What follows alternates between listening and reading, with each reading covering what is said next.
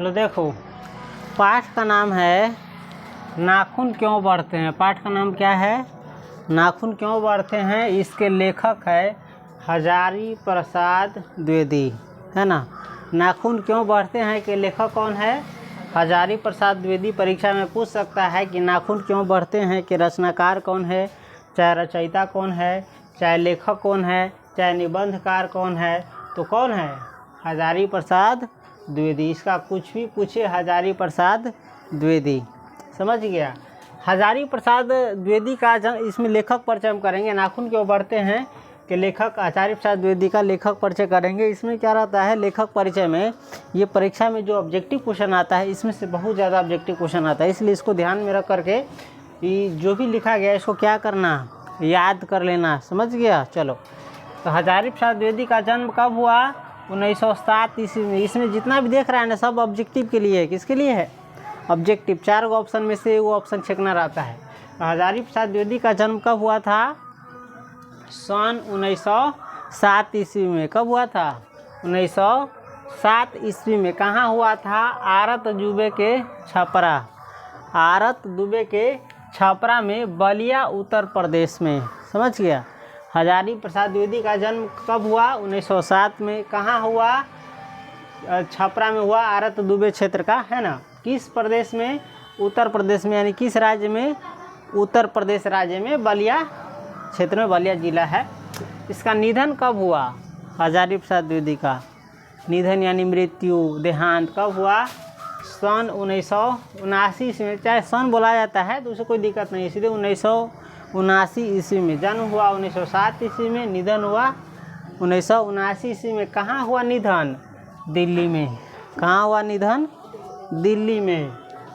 उसके बाद रचना देखो, ये लेखक है हजारी प्रसाद द्विवेदी, क्या क्या लिखे, है ना। उसी को इसने जो भी चीज़ लिखा उसको कहेंगे हम रचना। तो इनकी रचना क्या क्या है?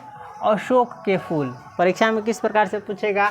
इसमें से कोई दे देगा और कहेगा इसके लेखक कौन है, चाहे रचयिता कौन है, चाहे रचनाकार कौन है, तो कौन है? हजारी प्रसाद द्विवेदी। अशोक के फूल के लेखक कौन है? हजारी प्रसाद द्विवेदी। उसके बाद है देखो, ये सब इनकी रचनाएं है। अशोक के फूल, कल्पलता, विचार और वितर्क, कूटज, विचार प्रवाह, आलोक पर्व, प्राचीन भारत के कलात्मक विनोद, बाण भट्ट की आत्मकथा, चारू चंद्रलेख, पुनर्नवा, अनाम दास का पोथा, सुर साहित्य, कबीर, मध्यकालीन बोध का स्वरूप, नाथ संप्रदाय, कालिदास की ललित योजना, हिंदी साहित्य का आदिकाल, हिंदी साहित्य की भूमिका, हिंदी साहित्य उद्भव और विकास, संदेश रासक, पृथ्वीराज रासो, नाथ सिद्धों की बानियाँ, विश्व भारती। इन सब के लेखक कौन है? हजारी प्रसाद द्विवेदी। इसमें से कोई दे देगा, एक बार फिर से दोहरा देते हैं, और इसमें से कुछ भी दिया रहे तो हजारी प्रसाद द्विवेदी।